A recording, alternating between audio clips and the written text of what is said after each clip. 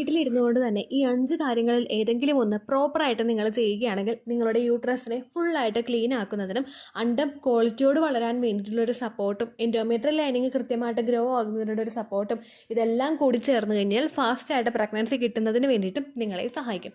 അത്രയും എഫക്റ്റീവ് ആയിട്ടുള്ള 5 ടിപ്സിനെ പറ്റിയിട്ടാണ് ഇന്നത്തെ വീഡിയോയിൽ സംസാരിക്കുന്നത് കേട്ടോ. അതെന്തൊക്കെയാണെന്ന് നമുക്ക് നോക്കാം. വീഡിയോ നമുക്ക് സ്റ്റാർട്ട് ചെയ്യാം. ഏകദേശം നമ്മുടെയൊക്കെ പീരിയഡ്സ് സ്റ്റാർട്ട് ചെയ്തത് ചിലപ്പോൾ ഒരു 12ാമത്തെ വയസ്സിലോ 15ാമത്തെ വയസ്സിലോ ഒക്കെ ആയിരിക്കും. അത് മുതൽ ഏകദേശം ഒരു 10 വർഷം 12 വർഷമൊക്കെ ആയിട്ടുണ്ടാകും നമുക്ക് പീരിയഡ്സ് ആകാനായിട്ട് തുടങ്ങിയിട്ട്. ഓരോ മാസവും നമ്മുടെ എൻഡോമെട്രിയൽ ലൈനിങ് വളരും, ഷെഡാകും, നമുക്ക് പീരിയഡ്സ് വരും. അങ്ങനെയായിരുന്നു പോയിക്കൊണ്ടിരുന്നത്. വളരും, ഓവുലേഷൻ നടക്കും, പ്രഗ്നൻസി ഉണ്ടാവില്ല, നമുക്ക് പീരിയഡ്സ് വരും. ഇങ്ങനെ പോയി ഓരോ മാസവും 12 വർഷത്തോളം അല്ലെങ്കിൽ ഒരു 15 വർഷത്തോളം ഈ ഒരു പ്രോസസ്സ് അങ്ങോട്ട് നടന്നു വരുമ്പോഴേക്കും നമ്മുടെ യൂട്രസിൽ എന്തുകൊണ്ടും അതിനനുസരിച്ചിട്ടുള്ള ബുദ്ധിമുട്ടുകൾ എന്തെങ്കിലും യൂട്രസിൽ ഉണ്ടാവാനായിട്ട് ചാൻസ് ഉണ്ട്. ചിലർക്ക് മിഡ് സൈക്കിളിൽ സ്പോട്ടിംഗ് ആയിട്ടോ, ചിലർക്ക് ഇടയ്ക്കിടയ്ക്ക് മറ്റുള്ള പീരിയഡ്സ് കഴിഞ്ഞ ഉടനെ തന്നെ പിന്നെയും ബ്ലീഡിങ് ഉണ്ടാകുന്നതൊക്കെ ഇങ്ങനെ യൂട്രസ് ക്ലീൻ ആകാതിരിക്കുന്നതിൻ്റെ സൂചനകളാണ്. ഇത് ഓവർകം ചെയ്ത് കഴിഞ്ഞാൽ നമുക്ക് യൂട്രസിനെ കൃത്യമായിട്ട് ക്ലീൻ ചെയ്തെടുക്കാനായിട്ട് അത് സഹായിക്കും. പല ആളുകൾക്കും ഡോക്ടർ പ്രഗ്നൻ്റ് ആകാതെ തന്നെ ഡിയാൻസ് ചെയ്യുന്നത് അതുകൊണ്ടാണ്. യൂട്രസിനെ ഒന്ന് ക്ലീൻ ആക്കി വെച്ച് കഴിഞ്ഞാൽ ചിലപ്പോൾ ഫാസ്റ്റായിട്ട് പ്രഗ്നൻസി കിട്ടാൻ വേണ്ടിയിട്ട് അത് സഹായിക്കുന്നുണ്ട്. അങ്ങനെ നിങ്ങളെ സഹായിക്കുന്ന 5 ടിപ്സിൽ ഏറ്റവും ആദ്യത്തേതാണ് പച്ചപ്പപ്പായ. പച്ചപ്പപ്പായ ഓവുലേഷൻ കഴിഞ്ഞിട്ട് ആരും തന്നെ ഉപയോഗിക്കാറില്ല. കാരണം യൂട്രസിലെ കോൺട്രാക്ഷൻസ് ഉണ്ടാകുന്നതിനും യൂട്രസ് ക്ലീൻ ചെയ്യാൻ സഹായിക്കുന്നതുമായിട്ടുള്ള പല കാര്യങ്ങളും ഈ പച്ചപ്പപ്പായയിൽ അടങ്ങിയിട്ടുണ്ട്. ഇത് യൂട്രസ് ക്ലീൻ ആക്കുന്നത് നമ്മുടെ പീരിയഡ്സിൻ്റെ സമയത്താണെങ്കിൽ അതുമൂലം ആ പീരിയഡ്സിൽ ഉണ്ടാകുന്ന ബ്ലഡ് മുഴുവനായിട്ട് പോയിട്ട് യൂട്രസ് ഒന്ന് എഗെയിൻ റീസ്റ്റാർട്ട് ചെയ്യാൻ പാകത്തിന് ക്ലീൻ ആക്കി എടുക്കുന്നതിന് വേണ്ടിയിട്ട് ഈ പച്ചപ്പപ്പായ സഹായിക്കുന്നുണ്ട്. അത് മാത്രമല്ല, ആ ഒരു പീരിയഡ്സിൻ്റെ 3ാമത്തെ ദിവസമോ 2ാമത്തെ ദിവസം മുതലൊക്കെ ആയിരിക്കും ആ ഒരു ഓവുലേഷൻ നടക്കാൻ വേണ്ടിയിട്ട് നമ്മളുടെ ശരീരത്തിൽ അണ്ടം വളരാനായിട്ട് തുടങ്ങുന്നത്. ഈ അണ്ടം വളരാൻ സഹായിക്കുന്ന പല വിറ്റമിൻസും മിനറൽസും ഒക്കെ ഈ പച്ച പപ്പായയിൽ അടങ്ങിയിട്ടുണ്ട്. അതുകൊണ്ട് നിങ്ങൾക്കിത് പീരിയഡ്സിൻ്റെ ദിവസങ്ങളിൽ പ്രോപ്പറായിട്ട് എടുക്കാവുന്നതാണ്. ഓവുലേഷൻ നടക്കുന്ന ദിവസത്തിന് മുൻപ് വരെ നിങ്ങൾ ഈ പച്ച പപ്പായ എടുക്കുന്നത് തോരൻ വെച്ചിട്ടോ അല്ലാതെയോ ഒക്കെ നിങ്ങൾ കഴിക്കുന്നത് അണ്ടം വളരുന്നതിന് വേണ്ടിയിട്ടും യൂട്രസ് ക്ലീൻ ആവുന്നതിന് വേണ്ടിയിട്ട് സഹായിക്കുന്നുണ്ട് കേട്ടോ. ഇത് ഏകദേശം ഓവുലേഷൻ കഴിഞ്ഞിട്ടുള്ള സമയങ്ങളിൽ നിങ്ങൾ എടുക്കേണ്ട ആവശ്യമില്ല. കാരണം കൂടുതലായിട്ട് എടുക്കുകയാണെങ്കിൽ കോൺട്രാക്ഷൻസ് ഉണ്ടാകുന്നതിനും ഇതുപോലെ നിങ്ങൾക്ക് പീരിയഡ്സ് ഇൻഡ്യൂസ് ആവാനായിട്ടുള്ള ചാൻസസ് വർദ്ധിപ്പിക്കുന്നതിന് വേണ്ടിയിട്ട് ഇത് സഹായിക്കുന്നുണ്ട് കേട്ടോ. രണ്ടാമത്തേതാണ് പെരുംജീരകം എന്ന് പറയുന്നത്. പെരുംജീരകത്തിനെ പറ്റിയിട്ട് കുറച്ച് ദിവസം മുൻപ് ഞാനൊരു വീഡിയോ അപ്ലോഡ് ചെയ്തിട്ടുണ്ടായിരുന്നു. ഇത് നമ്മളുടെ ശരീരത്തിലെ ഹോർമോൺ ഇംബാലൻസ് സെക്യൂർ ചെയ്യുന്നതിനും ഈസ്ട്രജൻ്റെയും പ്രൊജസ്ട്രോണിൻ്റെയും ബാലൻസ് പ്രോപ്പറായിട്ട് മെയിൻറ്റെയിൻ ചെയ്യുന്നതിനും അണ്ടം വളരുന്നതിനും ഓവുലേഷൻ കൃത്യമായിട്ട് നടക്കുന്നതിനും സഹായിക്കുന്ന ഒന്നാണ്. അതുപോലെ തന്നെ ഇത് നിങ്ങളുടെ ആ ഒരു LH ഹോർമോണിൻ്റെ ഇൻക്രീസ് ഉണ്ടാകുന്നതിനും സഹായിക്കുന്നുണ്ട്. ലൂട്ടനൈസിങ് ഹോർമോൺ അഥവാ LH ഹോർമോൺ കൃത്യമായിട്ട് ഉണ്ടാകുമ്പോഴാണ് നിങ്ങൾക്ക് ഓവുലേഷൻ പ്രോപ്പറായിട്ട് നടക്കുന്നത്. അതുപോലെ തന്നെ യൂട്രസ് ക്ലീൻ ആക്കാൻ വേണ്ടിയിട്ടും ഈ പെരുംജീരകം നിങ്ങളെ സഹായിക്കുന്നുണ്ട്. പെരുംജീരകം തിളപ്പിച്ചിട്ട് വെള്ളം കുടിക്കുന്നത്, രാവിലെയുള്ള എംപ്റ്റി സ്റ്റൊമക്കിൽ കുടിക്കുന്നതോ അല്ലെങ്കിൽ അതിന് ശേഷമുള്ള സമയത്താണെങ്കിലും നിങ്ങളിത് ഉപയോഗിക്കുന്നത് യൂട്രസ് ക്ലീൻ ആകുന്നതിന് വേണ്ടിയിട്ടും ഈ പറഞ്ഞ നേരത്തെ ഉണ്ടായിരുന്ന ഗുണങ്ങളെല്ലാം നിങ്ങൾക്ക് കിട്ടുന്നതിന് വേണ്ടിയിട്ടും ഇത് സഹായിക്കും കേട്ടോ. അടുത്തതാണ് നമ്മുടെ കുഞ്ഞുള്ളി. നമ്മളെ ചെറിയ ഉള്ളിയും അതുപോലെ വലിയ സവാളയുണ്ടല്ലോ. ഏറ്റവും കൂടുതൽ ആളുകൾ ഇപ്പോൾ കിച്ചണിൽ ഉപയോഗിക്കുന്നത് സവാളയാണ്, പണി വേഗത്തിൽ തീരാൻ വേണ്ടിയിട്ട്. പക്ഷേ ഈ കുഞ്ഞുള്ളിയിൽ ഒരുപാട് അയേൺ കണ്ടന്റ് അടങ്ങിയിട്ടുണ്ട്. ഈ അയേൺ ആണ് നമ്മളുടെ ശരീരത്തിലെ ബ്ലഡ് പ്രൊഡ്യൂസ് ആകാൻ വേണ്ടിയിട്ട് സഹായിക്കുന്നത്. പീരിയഡ്സ് ആകുന്ന സമയത്ത് നമ്മളുടെ ശരീരത്തിൽ ബ്ലഡ് കുറച്ചധികം ഇങ്ങോട്ടേക്ക് പോകാറുണ്ട്. ഇതിൻ്റെ പോകുന്നതിൻ്റെ ഒപ്പം തന്നെ പ്രൊഡക്ഷനും കൃത്യമായിട്ട് ഇല്ല എങ്കിൽ ശരീരത്തിൽ അയേണിൻ്റെ ഡെഫിഷ്യൻസി ഉണ്ടാകുന്നതിനും നിങ്ങൾ അനീമിക് ആവുന്നതിനും അതുപോലെ അണ്ടത്തിൻ്റെ ക്വാളിറ്റി കുറയുന്നതിനും ഒക്കെ ഇത് കാരണമാകുന്നു. ഇത് ചെയ്യാൻ വേണ്ടിയിട്ട് പീരിയഡ്സിൻ്റെ ആ ഒരു ആദ്യത്തെ ദിവസങ്ങളിലൊക്കെ നിങ്ങൾ നല്ലതുപോലെ കുഞ്ഞുള്ളി കഴിക്കുന്നത് നല്ലതായിരിക്കും. അതായത് ഉള്ളിയില്ലേ, അത് നിങ്ങൾ പ്രോപ്പറായിട്ട് എടുക്കുന്നത് നല്ലതായിരിക്കും കേട്ടോ. അതുപോലെ തന്നെ ഇതിനൊപ്പം നമുക്ക് കൂട്ടിയെടുക്കാൻ പറ്റുന്ന ഒന്നാണ് വാഴപ്പൂ എന്ന് പറയുന്നത്. വാഴപ്പൂ എന്ന് പറയുന്നത് നമ്മുടെ കുടപ്പൻ്റെ അകത്ത് ഉണ്ടാകുന്ന ആ ഒരു വാഴയിൽ ഉണ്ടാകുന്ന ഒരു കുഞ്ഞു കുഞ്ഞു വൈറ്റ് കളറിലോ എന്താ പറയുക ഒരു യെല്ലോ ഷെയ്ഡിൽ ഉണ്ടാകുന്ന ഒരു പൂ ഉണ്ടാവുമല്ലോ. ഇത് നിങ്ങൾ എടുക്കാനായിട്ട് ശ്രദ്ധിക്കുക. ഇതിൽ ചെറുതായിട്ടൊരു തേനുണ്ട്. ഈ തേൻ കുടിക്കാത്തവരായിട്ട് ആരും തന്നെ ഉണ്ടാവില്ല. ഈ വാഴപ്പൂ അരിഞ്ഞിട്ട് നമ്മൾ തോരൻ വെച്ച് കഴിക്കുന്നത്, അതിൽ ഏറ്റവും കൂടുതൽ ഈ കുഞ്ഞുള്ളി ആഡ് ചെയ്തിട്ട് നമ്മൾ തോരൻ വെച്ച് കഴിക്കുന്നതും യൂട്രസ് ക്ലീൻ ആകാൻ വേണ്ടിയിട്ട് സഹായിക്കുന്നുണ്ട് കേട്ടോ. ഹോർമോൺസ് റെഗുലേഷൻ പ്രോപ്പറായിട്ട് നടക്കുന്നതിനും അണ്ടത്തിന്റെ വളർച്ച കൃത്യമായിട്ട് ഉണ്ടാകുന്നതിനും വേണ്ടിയിട്ട് ഈ ഒരു വാഴപ്പൂ സഹായിക്കുന്നുണ്ട്.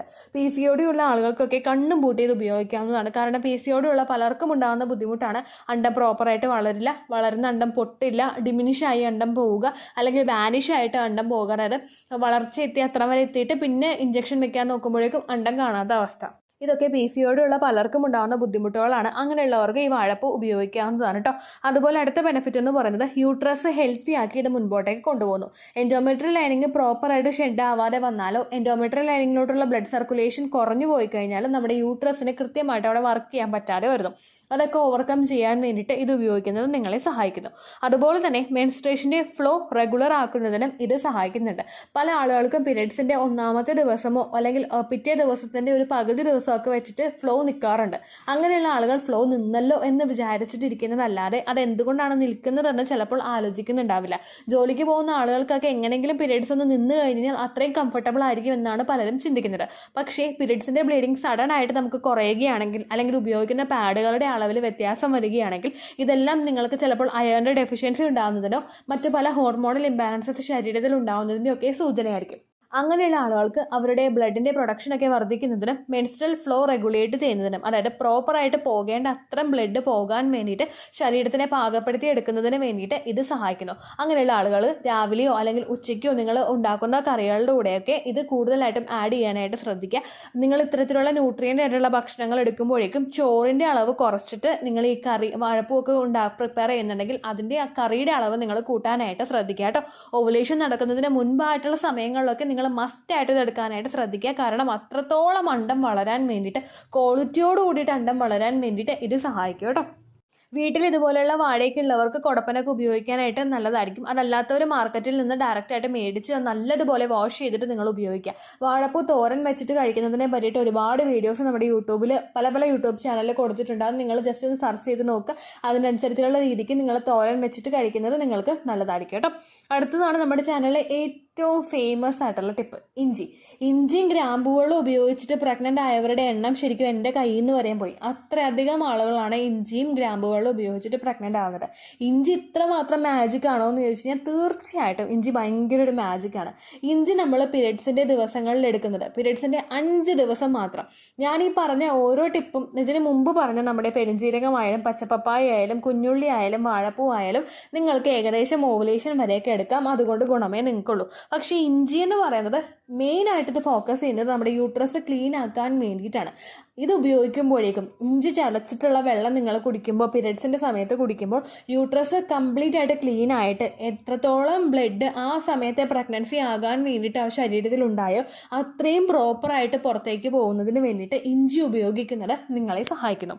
ഗ്രാമ്പു വെള്ളം നമ്മൾ വെറും വയറ്റിൽ കുടിക്കുന്നത് പോലെ ഇഞ്ചി വെള്ളം വെറും വയറ്റിൽ കുടിക്കേണ്ട ആവശ്യമില്ല. നിങ്ങൾ എപ്പോഴാണ് ഭക്ഷണം കഴിച്ചു കഴിയുന്നത് അതിനുശേഷം ഒരു അരമണിക്കൂർ കഴിഞ്ഞിട്ട് നിങ്ങൾ ഇഞ്ചി വെള്ളം കുടിച്ചാൽ മതിയായിരിക്കും കേട്ടോ. ഇഞ്ചിയിൽ ജിഞ്ചറോൾ അടങ്ങിയിട്ടുണ്ട്. ഇതാണ് നിങ്ങളുടെ ആ യൂട്രസ് ക്ലീൻ ആക്കാൻ വേണ്ടിയിട്ട് സഹായിക്കുന്ന ഏറ്റവും ഇമ്പോർട്ടൻ്റ് ആയിട്ടുള്ള ഒരു ഘടകം. ഇഞ്ചി വെള്ളം നമ്മൾ ഉണ്ടാക്കുന്നത് ഒരു ചെറിയ കഷ്ണം നമ്മൾ ഇഞ്ചി എടുക്കുക.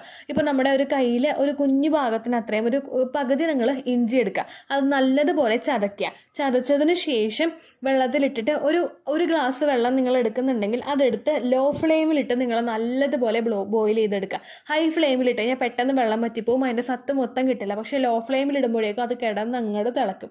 തിളച്ച് അതിൻ്റെ ഗുണം മൊത്തം, അതിൻ്റെ സത്ത് മൊത്തം അതിലോട്ട് എത്തിയതിന് ശേഷം നിങ്ങൾ അരിച്ചെടുത്തിട്ട് അത് ഉപയോഗിക്കുക. ഇഞ്ചിയുടെ ചായ വെച്ച് കുടിക്കുന്നവരുണ്ട്. അങ്ങനെയുള്ള ആളുകൾക്ക് ആ രീതിക്കും ഇത് ഉപയോഗിക്കാവുന്നതാണ്. പ്രോപ്പറായിട്ട് നല്ലത് നമ്മൾ വേറെ ഒന്നും കണ്ടന്റ് ഒന്നും ആഡ് ചെയ്യാതെ ഇഞ്ചി മാത്രമായിട്ട് ചതച്ചിട്ട് വെള്ളം കുടിക്കുന്നതാണ് നല്ലത്. അത് കുടിക്കാൻ ബുദ്ധിമുട്ടുണ്ടെങ്കിൽ നിങ്ങൾക്ക് കുറച്ചൊരു തേൻ ചേർത്തിട്ടും അത് കുടിക്കാവുന്നതാണ് കേട്ടോ. തേൻ ചേർത്തില്ലെങ്കിലും അതിനേക്കാളും ഗുണമുണ്ടാകും. ചേർക്കുന്നത് കൊണ്ടും പ്രശ്നമില്ല കേട്ടോ. ചെറുതായിട്ട് ചേർക്കാനായിട്ട് നിങ്ങൾ ശ്രദ്ധിക്കുക.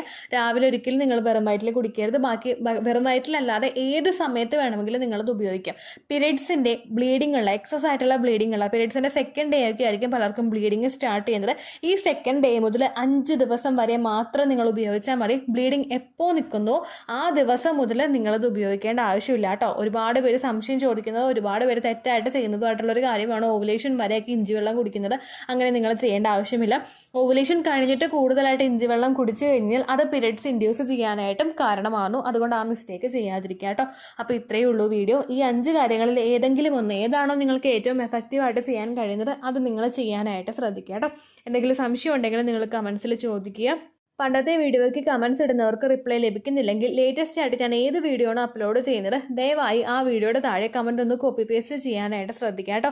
പലരുടെയും കമൻറ്റ് മനഃപൂർവ്വം മിസ്സായി പോകുന്നതല്ല, ഒരുപാട് കമൻസ് വരുമ്പോഴേക്കും അടിയിലടിയിലായി പോവുകയും ചിലത് എനിക്ക് യൂട്യൂബിൻ്റെ സ്റ്റുഡിയോയിൽ വിസിബിൾ ആവാതിരിക്കുകയും ചെയ്യുന്നുണ്ട്. അതുകൊണ്ടാണ് കേട്ടോ പുതിയ വീഡിയോയുടെ താഴെ കമൻറ്റ് ഇടാനായിട്ട് പറയുന്നത്. ഓക്കെ, അപ്പോൾ ഓവുലേഷൻ ഡേറ്റ് കാൽക്കുലേറ്റ് ചെയ്ത് തരാനായിട്ട് റിക്വസ്റ്റ് ചെയ്യുന്ന ആളുകൾ എത്രയാണോ സൈക്കിൾ ലെങ്ത് അത് മെൻഷൻ ചെയ്യാനായിട്ട് ശ്രദ്ധിക്കുക.